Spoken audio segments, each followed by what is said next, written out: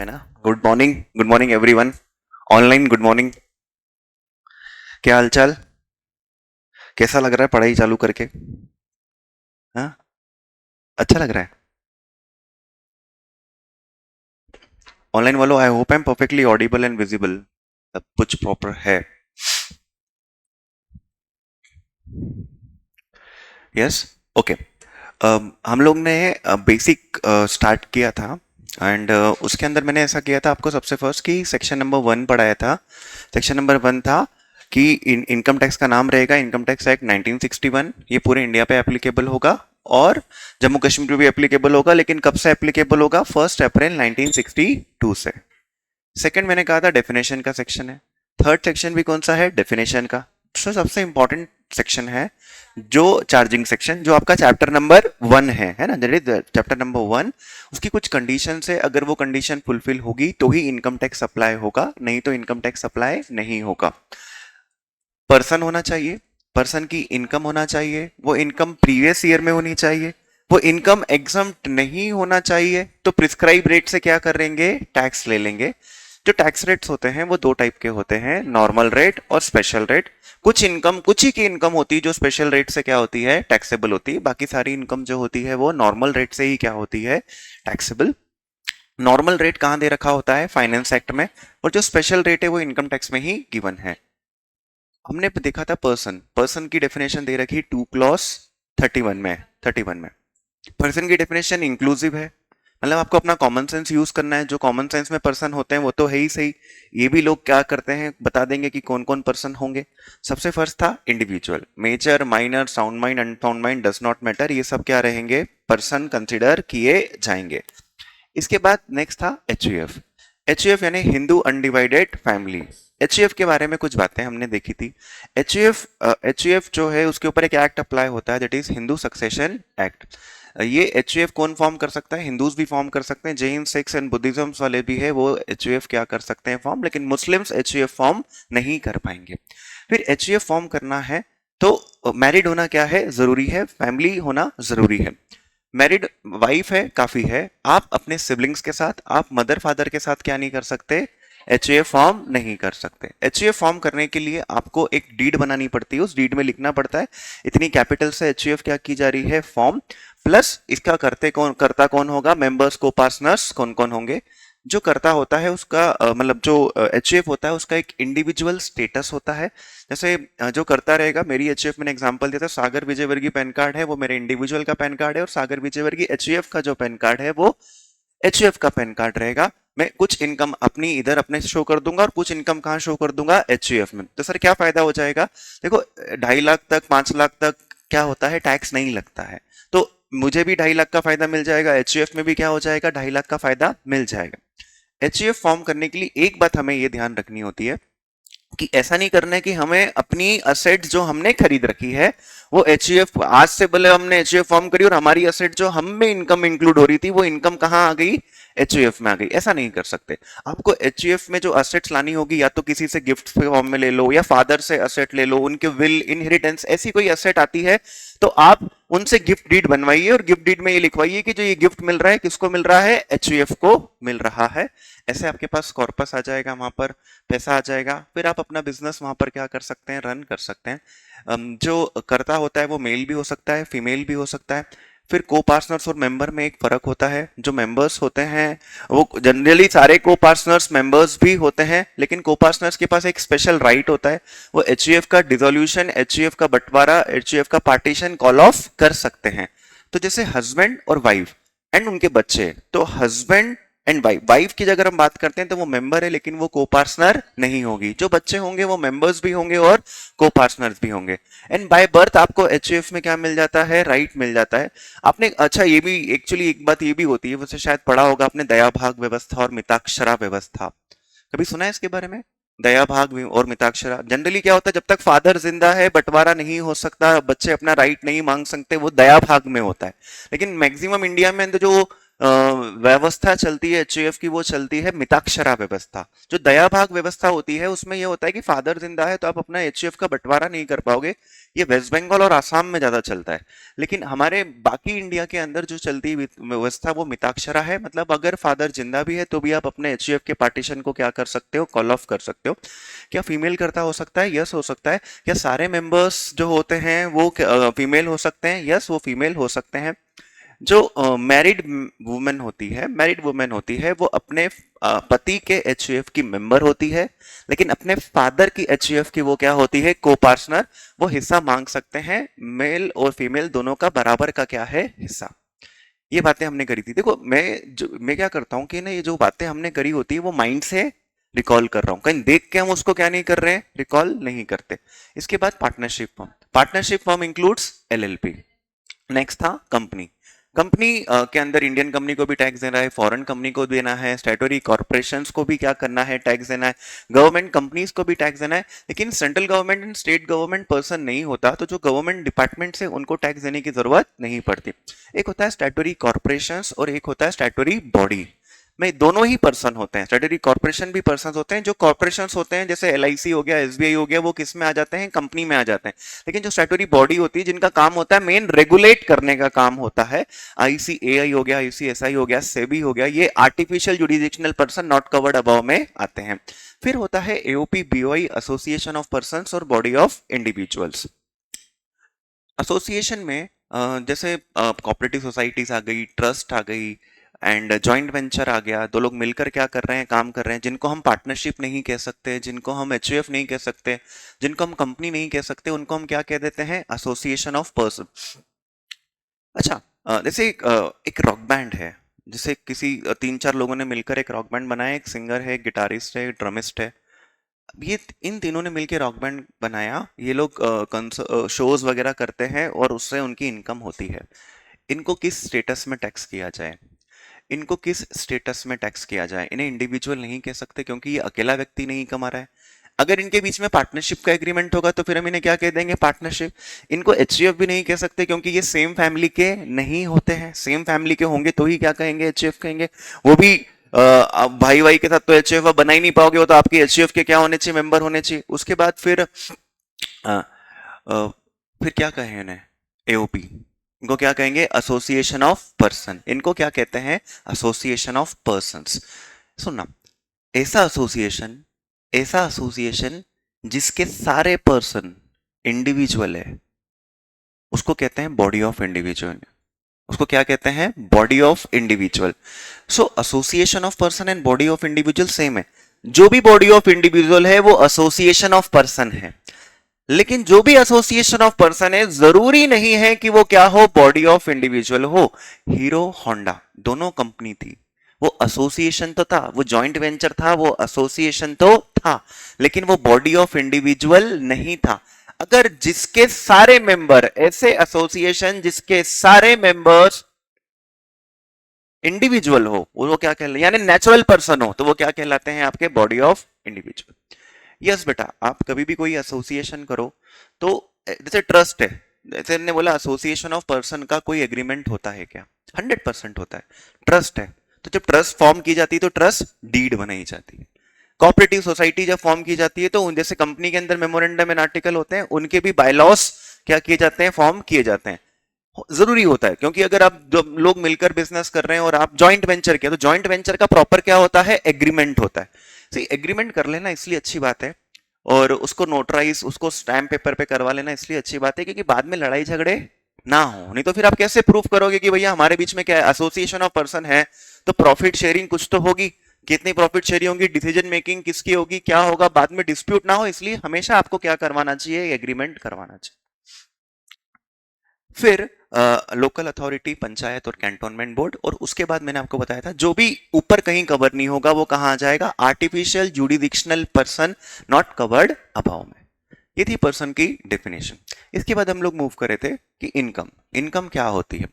मैंने कहा था कि इनकम क्या होती है, यही पूरे इनकम टैक्स में हमें क्या होना है, पढ़ना है।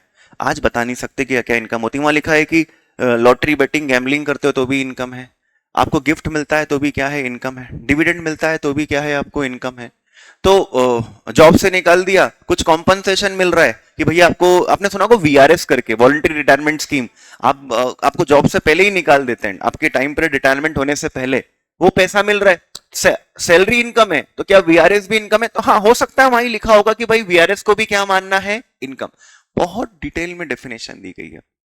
हम जब रेस्पेक्टिव चैप्टर्स पढ़ेंगे तो उस डेफिनेशन को कवर करते जाएंगे।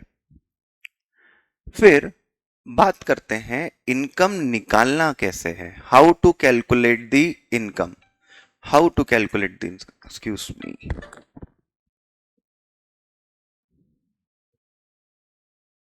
अब मैं आपको क्या बता रहा था दोस्तों कि हम इनकम निकालेंगे कैसे।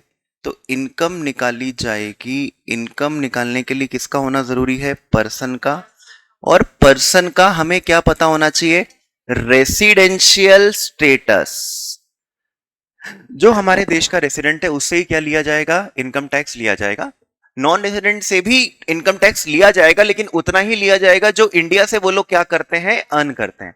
तो कौन रेसिडेंट है, कौन नॉन रेसिडेंट है, ये पता होना हमें जरूरी है, ताकि हम उनकी सही इनकम क्या कर पाए, आइडेंटिफाई। मान लो कि कोई पर्सन, जैसे मेरा ब्रदर, वो नॉन रेसिडेंट है, वो इंडिया में आता है, इंडिया में से जो कमाता है उसी पे उसको टैक्स लगता है। जो वो यूएस में कमा रहा है उसके ऊपर उसको भी टैक्स देने की जरूरत नहीं है। लेकिन अगर कोई व्यक्ति रेसिडेंट बन जाए तो वो इंडिया में भी कमा रहा है तो भी उसे इंडिया में टैक्स देना है, जो बाहर भी कमा रहा है उस पर भी क्या देना है, टैक्स देना है। मैंने विराट कोहली का आपको एग्जाम्पल दिया था कि यार विराट कोहली हमारे देश का रेसिडेंट है, अब वो यूके में कमाए, यूएस में कमाए, या फिर कहाँ कमाए, इंडिया में कमाए, उसको सब जगह क्या देना पड़ेगा, टैक्स। लेकिन आपको ये लगेगा कि सर उसके साथ तो नाइंसाफी हो सकती है, जैसे अभी यूएस में मैचेस हुए तो यूएस में कमाया उनने, तो यूएस वाले भी क्या कर सकते हैं, टैक्स ले सकते हैं, और इंडिया वाले तो टैक्स ले ही रहे क्योंकि विराट कोहली तो हमारा क्या है, रेसिडेंट है। यस बच्चों, दो कंट्रीज एक साथ क्या ले सकती है, टैक्स।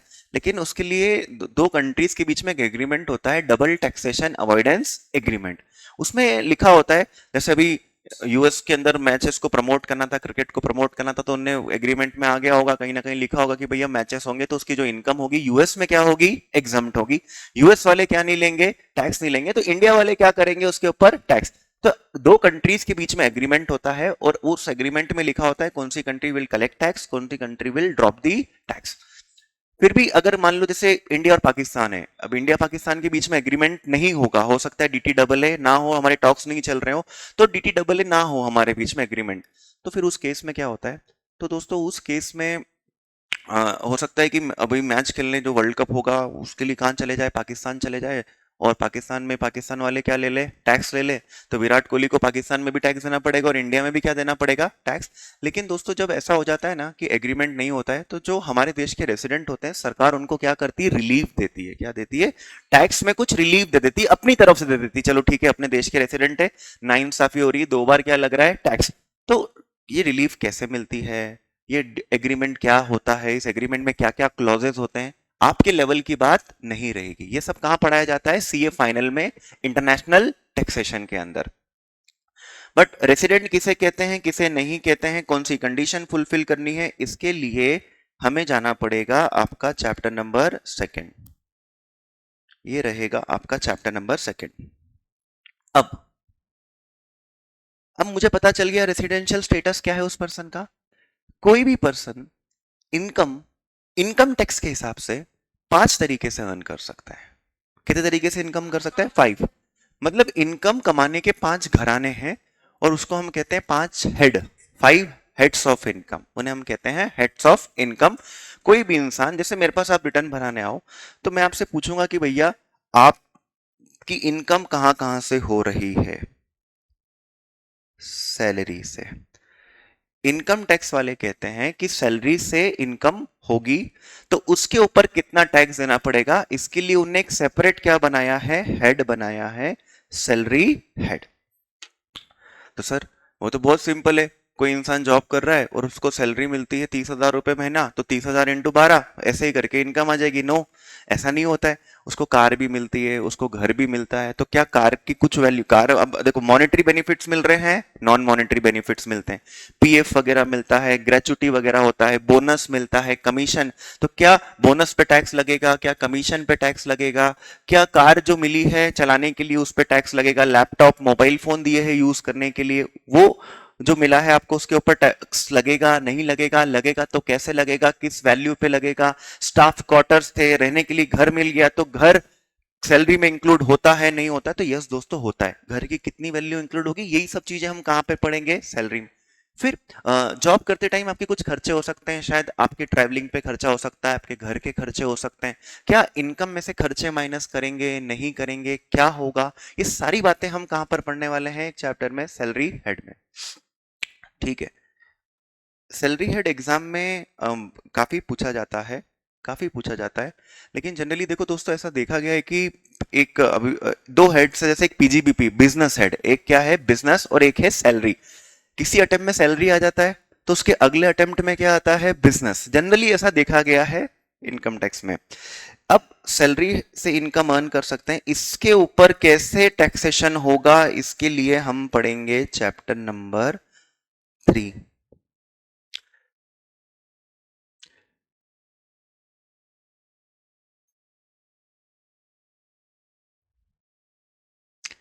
मैं आपका डाउट लेता हूँ बेटा सुयश, है ना, मैं आपका डाउट ले लूंगा थोड़ी देर में। पहले मैं बता दूं, ये जो हम कंटिन्यू कर रहे हैं उससे थोड़ा सा अलग जा रहा है। फिर दोस्तों एक और हेड होता है हाउस प्रॉपर्टी हेड। कौन सा हेड होता है, हाउस। जो किराए की इनकम होती है, मकान आपने क्या कर रखा है, किराए पे दे रखा है, तो जो किराए की इनकम है उसके लिए सरकार ने क्या कर दिया है, एक अलग हेड बना दिया है। हिंदुस्तान में बहुत सारे लोग मकान बनाते हैं और मकान बनाकर किस पे देते हैं, किराए पे देना एक बड़ा बिजनेस है इंडिया में। तो भैया उसको बोला हाउस प्रॉपर्टी हेड पर में डाल देंगे, हाउस प्रॉपर्टी में डाल देंगे। और ये हाउस प्रॉपर्टी जो रहेगा ये आपका चैप्टर नंबर 4 रहेगा, चैप्टर नंबर 4। दोनों इजी है, हाउस प्रॉपर्टी छोटा भी है और इजी भी है। सैलरी इजी है बट थोड़ा सा लेंथी है, इट विल टेक टाइम। फिर बात करते हैं नेक्स्ट हेड की, वो है बिजनेस हेड, है ना, उसको कहते हैं बिजनेस हेड। और इसका एक और एक नाम होता है PGBP, profit in gains from business and profession. Profit in gains from business and profession, अगर कोई बिजनेस से इनकम अर्न कर रहा है तो भाई उसकी इनकम कैसे निकाली जाएगी, कितना टैक्स बनेगा, वो कैसे कैलकुलेट किया जाएगा, ये सब बातें आपको कहां पता चलेगी, पीजीबीपी में, यानी बिजनेस हेड में। ये पता चलेगा आपको बिजनेस हेड में, और ये रहेगा आपका चैप्टर नंबर 5। ठीक है। फिर दोस्तों लाइक जमीन थी, जमीन बेच दी आपने, शेयर्स थे, आपने शेयर्स क्या कर दी, बेच दिए, इस पे कैपिटल गेन लगता है ना, ये कैपिटल असेट्स को बेचने पे क्या लगता है, कैपिटल गेन्स। तो कैपिटल गेन्स कैसे कैलकुलेट होगा, जमीन बेचने पे कितना टैक्स बनेगा, आप शेयर्स खरीदने बेचने पे कितना टैक्स बनेगा। लेकिन हाँ एक बात समझना, जैसे मान लो कोई बिल्डर है, अगर वो फ्लैट बेचता है, वो बंगलो बेचता है, तो उसके लिए वो कैपिटल गेन्स अप्लाई नहीं होता है, क्योंकि वो उसका क्या है, बिजनेस है। जब अपना स्टॉक इन ट्रेड बेचते हो तो उसके लिए क्या अप्लाई होता है, बिजनेस हेड। अगर स्टॉक इन ट्रेड नहीं है और आपके लिए कैपिटल असेट से वो बेचोगे तो क्या अप्लाई हो जाएगा, कैपिटल गेन्स। तो नेक्स्ट चैप्टर रहेगा capital gain, this is chapter 6। जो सबसे ज्यादा कॉम्प्लिकेटेड चैप्टर है अगर पूरे इनकम टैक्स में हम बात करें तो वो क्या रहता है, कैपिटल गेन्स रहता है, सबसे कॉम्प्लिकेटेड ये चीज होती है। इसके अलावा कोई और चीज आपको डिफिकल्ट कभी लगेगी नहीं, क्योंकि वहां कैपिटल गेन्स में इफ्स एंड बट्स बहुत है। शेयर्स बेचने पे कैपिटल गेन्स अलग तरीके से निकलता है, लिस्टेड शेयर का अलग निकलता है, अनलिस्टेड शेयर्स का अलग निकलता है, बिल्डिंग का अलग निकलता है, लैंड के कुछ अलग प्रोविजन थोड़े से क्या हो जाते हैं, अप्लाई हो जाते हैं, तो थोड़ा सा कॉम्प्लिकेटेड चीजें वहां पर होती है। अच्छा मुझे बताना, मैं शेयर्स खरीदता बेचता हूं, आई एम दी ट्रेडर, मैं शेयर का ट्रेडर हूं, मेरे लिए मेरी इनकम कहां जाती होगी, कैपिटल गेन्स में जाती होगी कि बिजनेस हेड में? मैं ट्रेडर हूं, मैं ट्रेडर हूं तो क्या लगेगा, बिजनेस हेड। और अगर कोई इन्वेस्टर है तो क्या लगेगा, कैपिटल, है ना। अब है ना, क्या होता है कि सर क्या फर्क पड़ जाएगा, शेयर बेचने से इनकम तो निकालना है, कैपिटल गेन्स लगा लो या बिजनेस हेड लगा लो, हम इनकम तो निकाल के दे रहे हैं। इनकम निकालने का तरीका क्या है, अलग है। आपको पता चलेगा कैपिटल गेन में 3-4 खर्चे ही माइनस कर सकते हैं, और बिजनेस हेड में तो जितने खर्चे चाहो उतने खर्चे आप क्या कर सकते हो, माइनस कर सकते हो, if it is related to your business. फिर आखिरी घराना जो होता है इनकम अर्न करने का, वो है अदर सोर्सेस। जो इनकम कहीं नहीं आएगी, जो इनकम कहीं नहीं आएगी वो कहां आ जाएगी, अदर सोर्सेस में आएगी।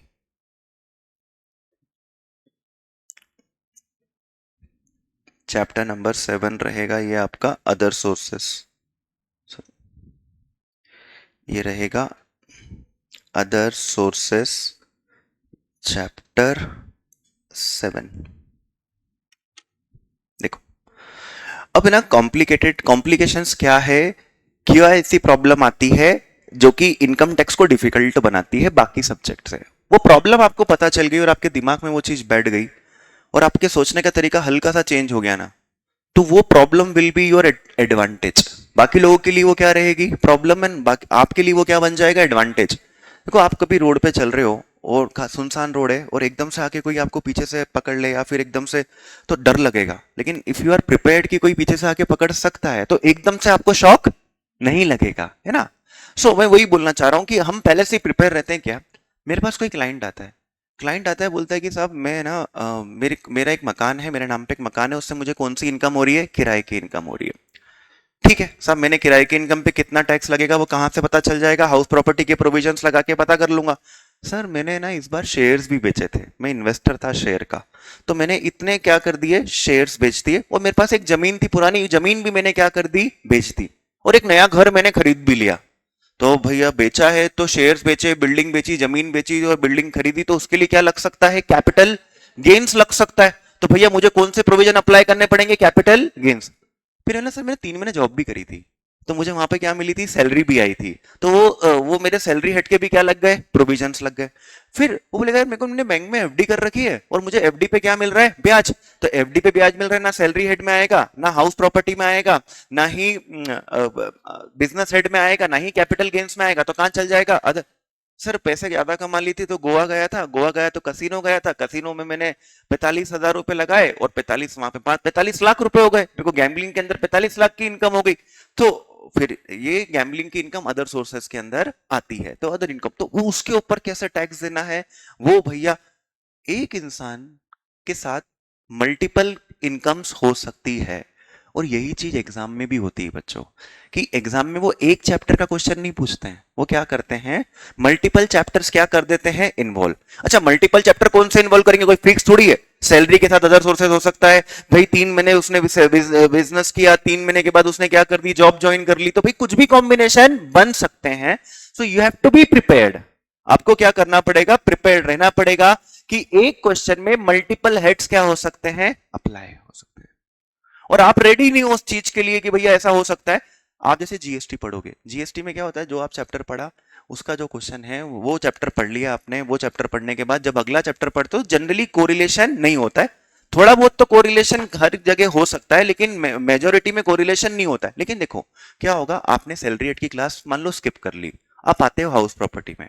अब हाउस प्रॉपर्टी का मैं क्वेश्चन करवा रहा हूँ और बीच में मैंने इन्फॉर्मेशन उसमें दे रखी है कि भैया उसको सैलरी की भी क्या हो रही थी, इनकम फलानी फलानी इनकम सैलरी में भी हो रही थी। आपसे वो क्वेश्चन नहीं बन पाएगा, आपका कॉन्फिडेंस नहीं, अगर यार मेरे को सैलरी नहीं आता है तो मेरे को शायद हाउस प्रॉपर्टी में नहीं बन रहा है। This is the problem. आप अगर पढ़ के जाना है तो आपको पूरा कंप्लीट क्या करना है, पढ़कर जाना है, अदरवाइज प्रॉब्लम होती है। सर ऐसे कौन से चैप्टर से जिनको ज्यादा मर्ज नहीं करते,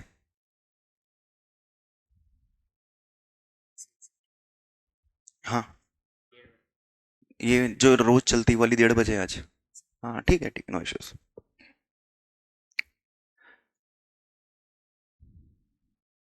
तो संस्कार,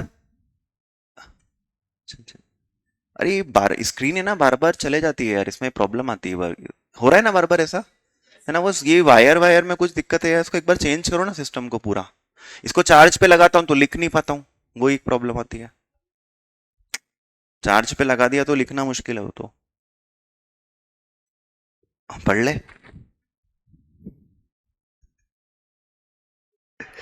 हाँ।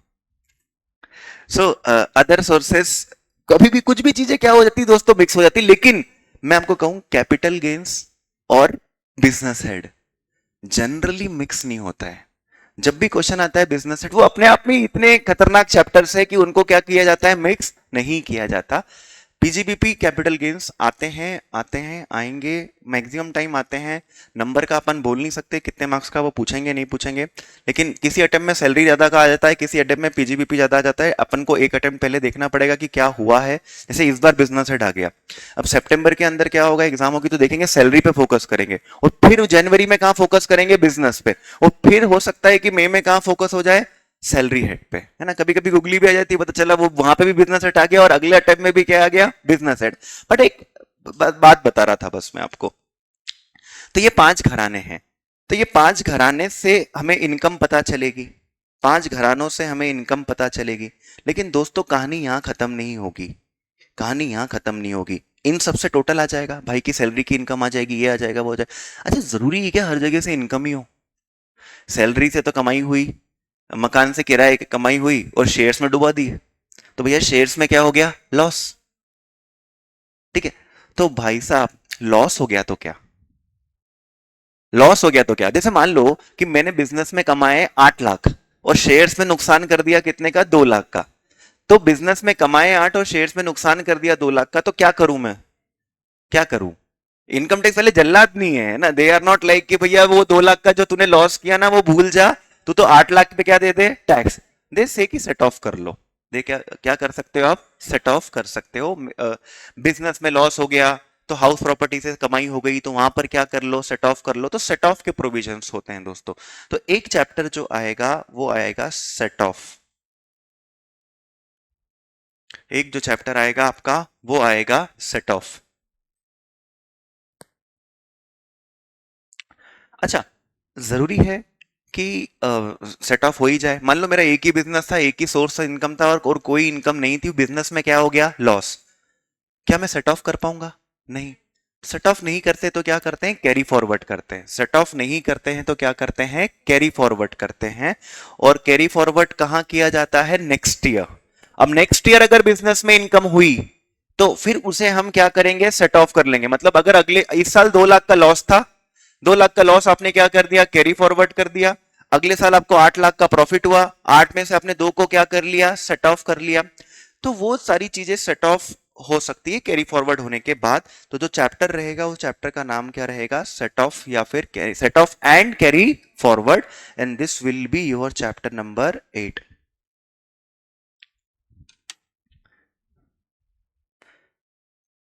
ना तो बहुत सारी बातें होंगी इनके अंदर कि कौन से हेड का लॉस किससे सेट ऑफ हो सकता है, किससे सेट ऑफ नहीं हो सकता, कैरी फॉरवर्ड करेंगे तो कितने साल तक कैरी फॉरवर्ड करेंगे, 4 साल, 8 साल, अनलिमिटेड ईयर्स, क्या होगा, वो सारे प्रोविजंस हम कहां पढ़ेंगे, set of and carry forward पे।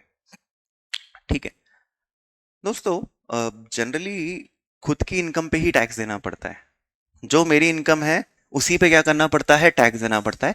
लेकिन समटाइम ऐसा होता है कि दूसरे की इनकम, किसी और की इनकम भी मेरी इनकम में जुड़ जाती है, किसी और की इनकम भी मेरी इनकम में जुड़ जाती है। हो सकता है कि बच्चे की इनकम पापा की इनकम में क्या हो जाए, ऐड हो जाए।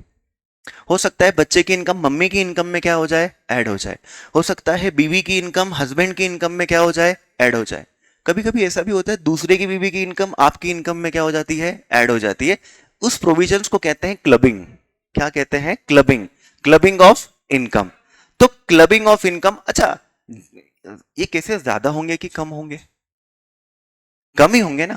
हाँ, तो क्या होता है, लेकिन होते हैं कुछ ही केसेस होते हैं जिसके अंदर दूसरे की इनकम पे आपको क्या करना पड़ता है, टैक्स देना पड़ता है।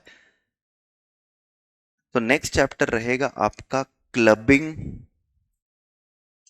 Of income. ज्यादा चैप्टर नहीं है दोस्तों, कम ही है। अच्छा, ये वो चैप्टर जैसे नहीं बता रहा हूं मैं, जैसे इनकम टैक्स में मैंने कहा था 23 चैप्टर्स में डिवाइडेड है, 298 सेक्शंस, वो वाले चैप्टर्स नहीं है, ये तो अपने मॉड्यूल के चैप्टर्स है जो कि हम क्या कर रहे हैं, डिस्कस कर रहे हैं। Clubbing of income, that is chapter number 9 रहेगा।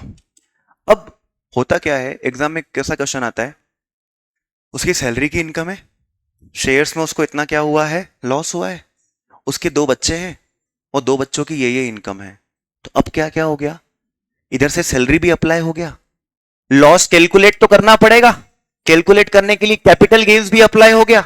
अब वो लॉस को सेट ऑफ करना है या नहीं करना है, कि कैरी फॉरवर्ड करना है, उसके लिए क्या अप्लाई हो गया, सेट ऑफ। और बच्चे है तो बच्चे की इनकम के लिए क्या अप्लाई हो गया, क्लबिंग। सो आपको ओवरऑल सोच के चलना है, आपको कभी भी देखो आपको बस हम हमेशा अलर्ट रहोगे कि हाँ इसकी सैलरी की इनकम है, हो सकता है कोई लॉस तो नहीं दिख रहा है, अरे कहीं क्लबिंग के केसेस तो अप्लाई नहीं हो रहे, इतना आपने सोच लिया ना तो वही, लोगों को पता ही नहीं चलता है कि क्लबिंग की इंफॉर्मेशन नीचे हिडन होती है, बाकी वो सैलरी का सॉल्व करके आ जाते हैं, बाकी क्लबिंग की इंफॉर्मेशन हिडिंग है, उनको ध्यान ही नहीं रहा कि भैया क्लबिंग के कोई प्रोविजन यहाँ पर अप्लाई हो रहे थे, या ये पॉइंट क्लबिंग के लिए है, या ये पॉइंट सेट ऑफ के लिए ये काम आएगा, अगर आप भूल गए।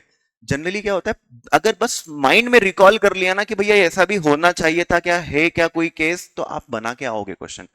और देखो इनकम टैक्स में होती है स्टेप मार्किंग, बोलने के लिए, मतलब बोलने के लिए इन द सेंस होती है, लेकिन क्या होता है कि आपने बहुत बार देखा होगा कि अपने यहाँ की कॉपी चेकिंग थोड़ी सी ढंग की नहीं है। अब आप क्या कर रहे हो, आपने सैलरी तो सही सॉल्व कर दिया, क्लबिंग के पॉइंट में गलती कर दी, तो क्लबिंग का पॉइंट गलत तो इनकम गलत, इनकम गलत तो टैक्स गलत, टैक्स गलत तो भाई तुम्हारा आखिरी का आंसर सब कुछ गलत हो गया, वो कितने मार्क्स देगा, नहीं कह सकते। उसके लिए आपके कर्म भी बहुत इंपॉर्टेंट है, अगर आपने अच्छे कर्म कर रखे होंगे तो कॉपी भी किसके पास जाएगी, अच्छे इंसान के पास चेक होने के लिए। एंड मोस्टली लोगों ने अच्छे ही कर्म करे होते हैं, तो कॉपी उनकी बहुत अच्छे से ही क्या होती है, चेक। तो इसका ध्यान रखिएगा, मैं तो ये प्रार्थना करूंगा भगवान से कि अच्छे लोग आपकी कॉपी क्या करें, चेक करें। और जो स्टेप मार्किंग बनती है, जितना इंस्टीट्यूट कहता है कि हाँ भाई सैलरी तक का सही हुआ तो इतने मार्क्स देना, क्लबिंग का ये पॉइंट सही है तो क्लबिंग के इस पॉइंट के लिए इतने क्या करना, मार्क्स देना, तो वो पॉसिबल होता है।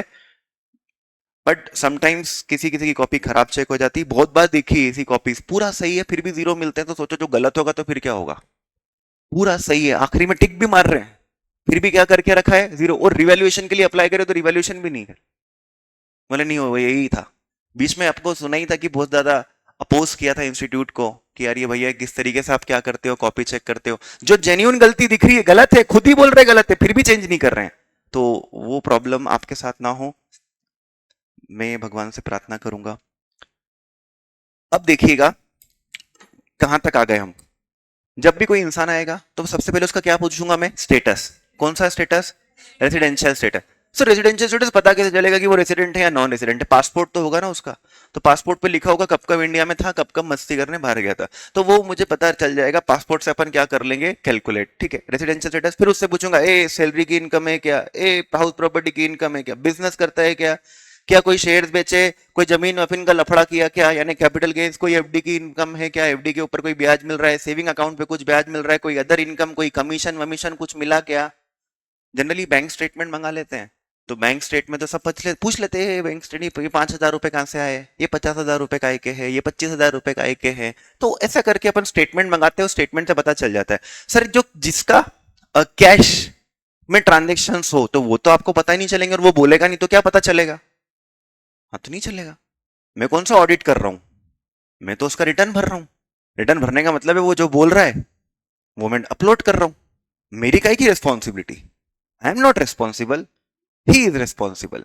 तो अगर कल से नोटिस आए, कुछ हो गड़बड़ हो, तो वो कौन रिस्पॉन्सिबल होंगे, आप, क्योंकि मैं अगर हाँ मैं ऑडिट कर दूं और बोल दूं कि सब इसकी सारी चीजें, ये जो बैलेंस शीट में लिखा है, जो पीएनएल जो भी है वो ऑडिटेड, ऑडिटेड साइन करने के बाद फिर यू विल बिकम रिस्पॉन्सिबल, लेकिन रिटर्न भरने से आप क्या नहीं बनते हो, रिस्पॉन्सिबल नहीं बनते।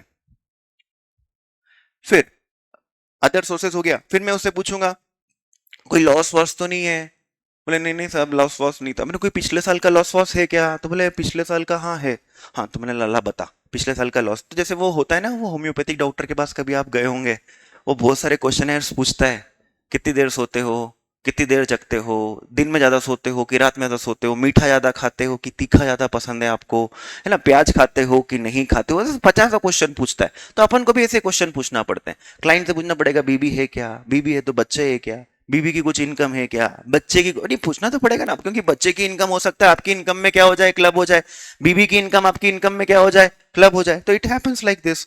अब सुनना, पांचों हेड का क्या करो, टोटल करो, पांचों हेड का टोटल करो, लॉस को माइनस करो, और दूसरे की इनकम जुड़ रही है तो क्या करो, प्लस करो। उसके बाद जो इनकम आती है ना उसको कहते हैं ग्रॉस टोटल इनकम, उसको कहते हैं ग्रॉस टोटल इनकम, उसको कहते हैं जीटीआई। जीटीआई का कोई चैप्टर नहीं है दोस्तों। जीटीआई आएगी कैसे, सारे 9 चैप्टर्स को अप्लाई करने के बाद, after applying all the 9 chapters, पांचों को प्लस करके, लॉस को माइनस करके, क्लबिंग को अप्लाई करके, वो जो आएगा आपका आएगा ग्रॉस टोटल इनकम। इस ग्रॉस टोटल इनकम पे टैक्स देना पड़ता है क्या? नहीं, जीटीआई पे टैक्स नहीं देना पड़ता। तो सर टैक्स किस पे देना पड़ता है? टोटल इनकम पे। ग्रॉस टोटल इनकम पे टैक्स नहीं लगता, किस पे टैक्स लगता है? टोटल। तो सर आप टोटल इनकम कैसे निकालेंगे?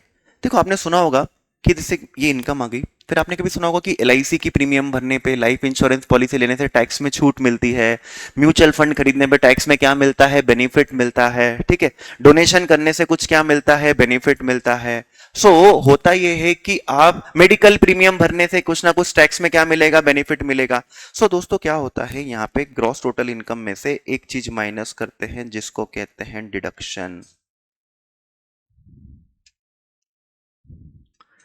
जिसको कहते हैं डिडक्शन। भाई साहब प्लीज,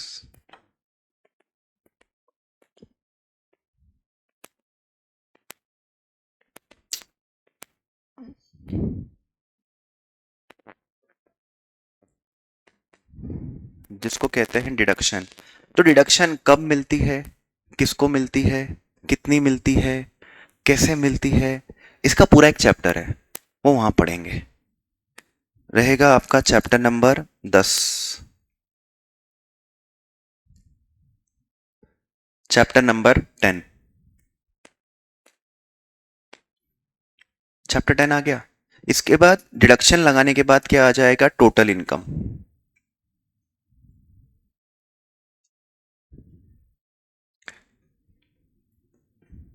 ये आ जाएगा आपका टोटल इनकम। तो मालूम है आपको हर क्वेश्चन में फोकस क्या करना है, कि हमें भला ही सैलरी का क्वेश्चन आया है, आपको 80% पॉइंट किसके दिख रहे हो, सैलरी के दिख रहे हो, लेकिन आपको सैलरी नहीं सोचना है, आपको क्या सोचना है, आपको क्या निकालना है, टोटल इनकम। तो उस क्वेश्चन में देख लेना, मतलब 1 सेकेंड में आपको पता चल जाएगा, आप अलर्ट रहोगे। कोई दूसरा हेड का पॉइंट तो नहीं है, कोई लॉस का पॉइंट तो नहीं है, कोई क्लबिंग का पॉइंट तो नहीं है, और कोई डिडक्शन के लिए वो एलिजिबल तो नहीं है। जनरली क्या होता है, जैसे मान लो सैलरी है और कोई हेड की इनकम नहीं दी, कोई लॉस नहीं है, कोई लॉस नहीं है और कोई क्लबिंग नहीं हो रहा है, तो जो सैलरी की इनकम आएगी वही आपकी क्या होगी, जीटीआई। क्योंकि जैसे यहां इनकम आई और ये सारे चैप्टर्स एप्लीकेबल ही नहीं हो रहे हैं उस केस में, तो भैया जो सैलरी की इनकम है वो क्या रहेगी, जीटीआई। लेकिन एक इंफॉर्मेशन किसकी मिल जाएगी, डिडक्शन की। डिडक्शन माइनस करते से क्या आ जाएगा, टोटल इनकम। इस टोटल इनकम पे टैक्स कैलकुलेट करते हैं। जो ये टोटल इनकम होती है इसके ऊपर टैक्स कैलकुलेट किया जाता है।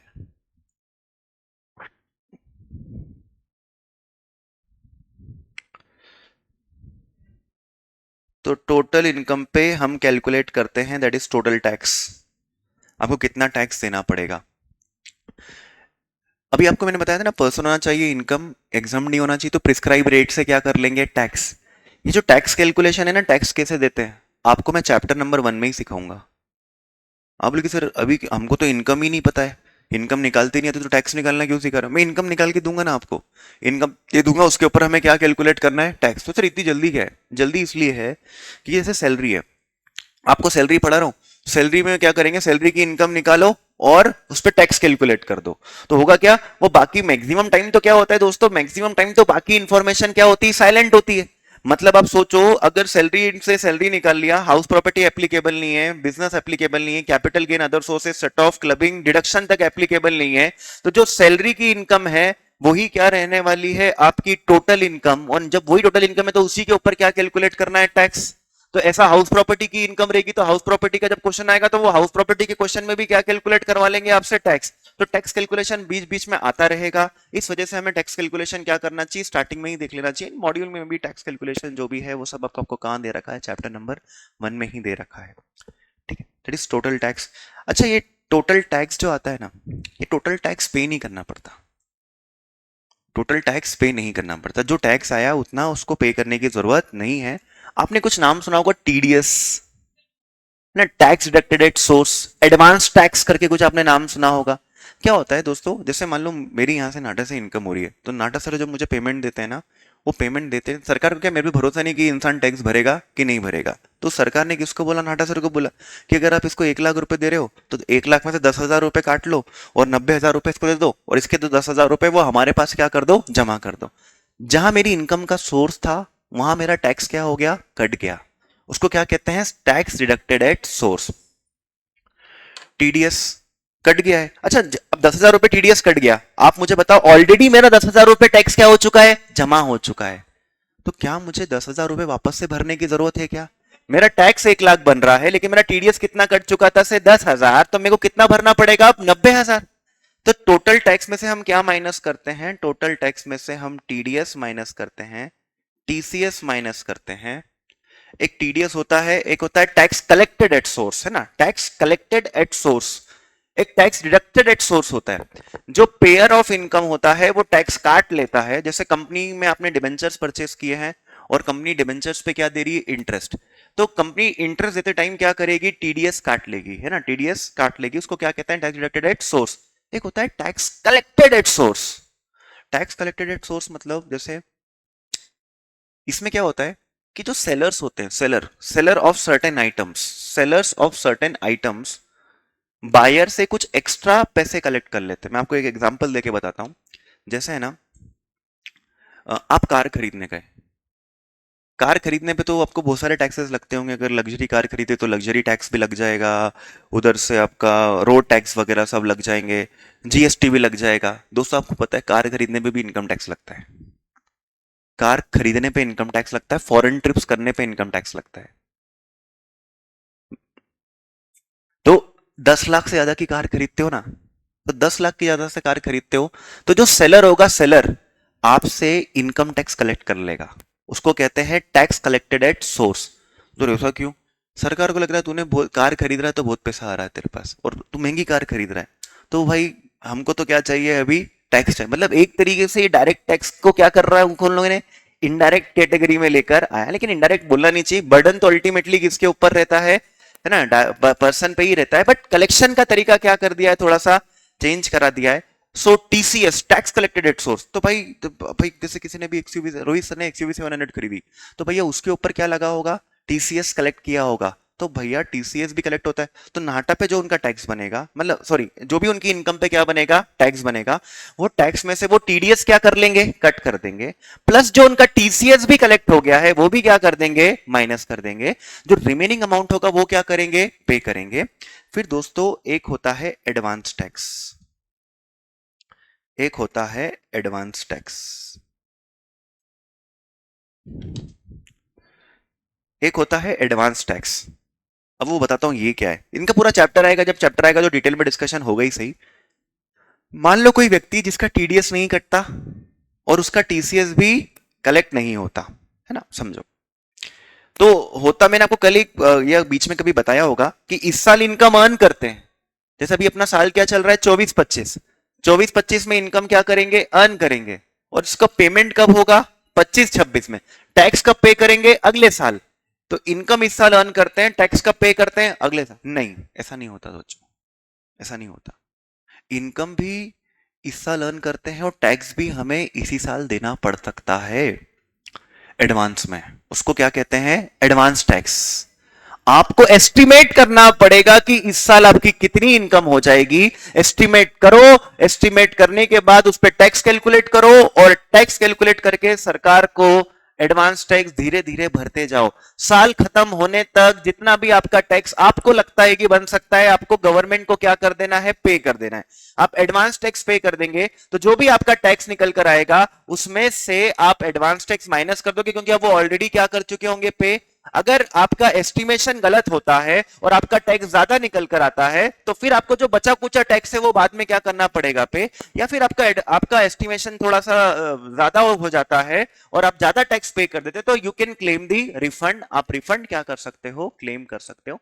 सो जो भी आपका टैक्स बनेगा उसमें से हम टीडीएस टीसीएस एडवांस टैक्स क्या कर देंगे, माइनस कर देंगे। इस चैप्टर में हम पढ़ेंगे टीडीएस कब कटता है, कौन काटता है, कैसे काटता है, किस रेट से काटता है, कब काटता है, टीडीएस टीसीएस एडवांस टैक्स के बारे में पूरी डिटेल यहां पर आएगी। This will be your chapter number 11। ज्यादा चैप्टर नहीं है बेटा,